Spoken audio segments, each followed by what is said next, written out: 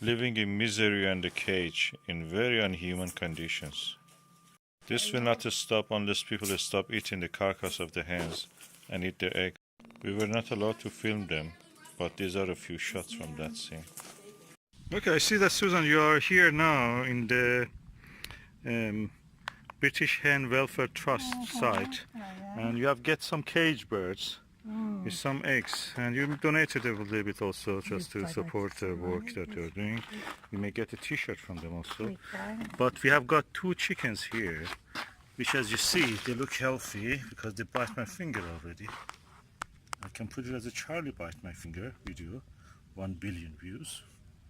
They're here. We take them home and then we introduce them to our little heaven.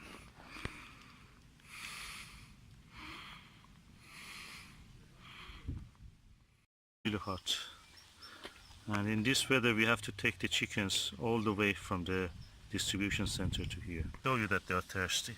Let's go and rehome them. Welcome to home, babies. Poor chickens must be hot in this weather. Oh,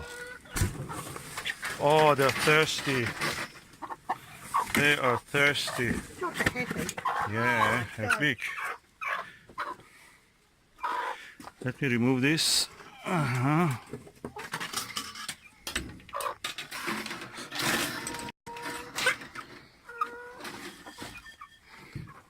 Pick this one. Oh, this is the hottest ever they may have seen in their life. I think it's better to pour them a little water over them.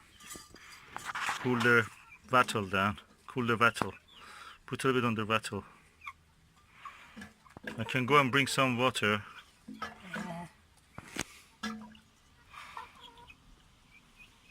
Let them learn from the others.